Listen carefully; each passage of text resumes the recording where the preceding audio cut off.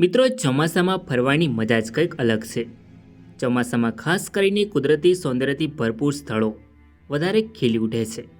જેથી આજના વિડીયોમાં આપણે ગુજરાતમાં આવેલા ટોપ 10 ધોધ વિશે જાણીશું. તો ચાલો વિડીયોને શરૂ કરીએ. નંબર 10, હાથણી માતા ધોધ. મિત્રો, હાથણી માતા ધોધ પંચમહાલ જિલ્લાના ઘોગંબા તાલુકામાં સરસવા પોયલી પાસે આવેલો છે.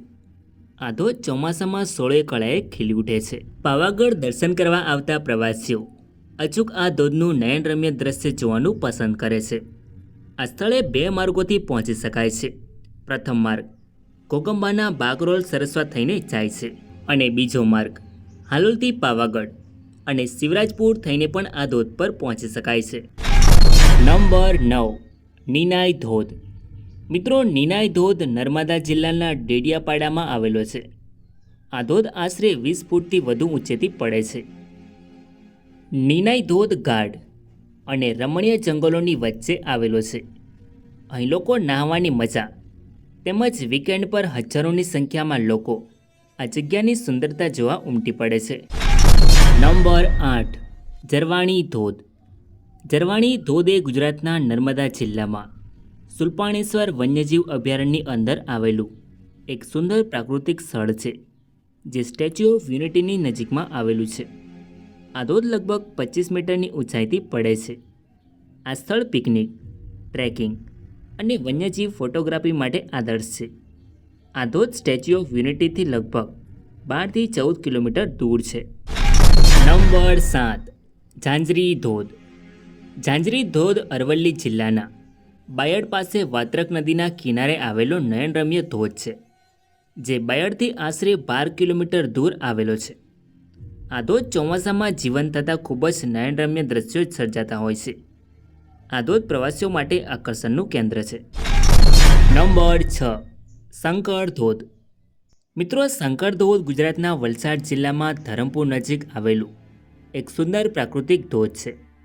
આ ધોધ વિલ્સન હિલની નજીક પંગરબારી વન્યજીવ અભયારણ્યમાં સ્થિત છે, જે ચોમાસા દરમિયાન પ્રકૃતિ પ્રેમીઓ માટે આકર્ષણનું કેન્દ્ર બની રહે છે. ચોમાસાનો સમય શંકર ધોધની મુલાકાત લેવા માટે શ્રેષ્ઠ છે.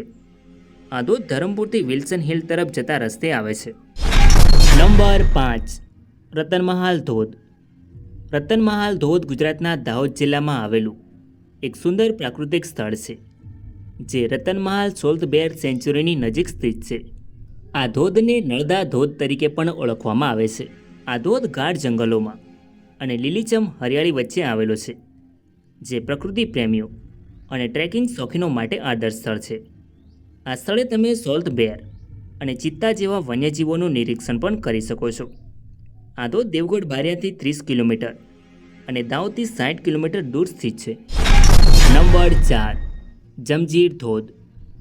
જમજીર ધોધ ગુજરાતના ગીર સોમનાથ જિલ્લામાં આવેલું એક રમણીય પ્રવાસન સ્થળ છે, જે સિંગવડો નદી પર સ્થિત છે. આ ધોધ સૌરાષ્ટ્ર વિસ્તારનો એકમાત્ર એવો ધોધ છે, જે આખું વર્ષ લીલુંછમ અને સક્રિય રહે છે. જમજીર ધોધ ગીર સોમનાથ જિલ્લાના તાલાલા તાલુકામાં જામવાળા ગામ નજીક આવેલો છે.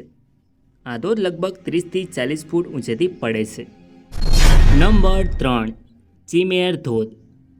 ડાંગ જિલ્લાના અંતરિયાળ પ્રદેશમાં આવેલો ચિમેર ધોધ દક્ષિણ ગુજરાતનો સૌથી ઊંચાઈ ધરાવતો ધોધ છે, જે સોનગઢ તાલુકાના ચિમેર ગામમાં આવેલો છે. આ ધોધ તેની પ્રાકૃતિક સૌંદર્યતાના કારણે અનેક સહેલાણીઓને ખેંચી લાવે છે. આ ધોધ આશરે 160 ફૂટની ઊંચાઈથી પડે છે. નંબર 2, ગિરિમાળ ધોધ. ગિરિમાળ ધોધ ડાંગ જિલ્લાના સુબીર તાલુકામાં અને મહારાષ્ટ્ર રાજ્યની સરહદે આવેલા સિંગાણા ગામથી 12 કિલોમીટરના અંતરે ગિરમાળ ગામની સીમમાંથી વહેતી ગિરા નદી પર આવેલો છે. આ ધોધની ઊંચાઈ 105 ફૂટ છે. ચોમાસામાં આ ધોધનું મનમોહક દ્રશ્ય સૌ કોઈને આકર્ષે છે. આ ધોધને જોવા માટે હજારોની સંખ્યામાં પ્રવાસીઓ આવે છે. નંબર 1, ગીરા ધોધ. ડાંગ જિલ્લાના ઘરેણા સમાન ગીરા ધોધને ગુજરાતનો નાયગ્રા ધોધ કહેવામાં આવે છે. ડાંગ જિલ્લાના વઘઈ પાસે ખાપરી નદી ધોધરૂપે અંબિકા નદીમાં ખાબકે છે, જ્યાં ગીરા ધોધ આવેલો છે, જે આશરે 25થી 30 ફૂટની ઊંચાઈથી પડે છે. આ ધોધનો નજારો જોવા દર વર્ષે ચોમાસામાં મોટી સંખ્યામાં સહેલાણીઓ ડાંગમાં આવે છે. ગીરા ધોધ વઘઈ શહેરથી આશરે 5 કિલોમીટર દૂર સાપુતારા રોડ પર આવેલો છે. તો મિત્રો, આ હતા ગુજરાતના ટોપ 10 ધોધ.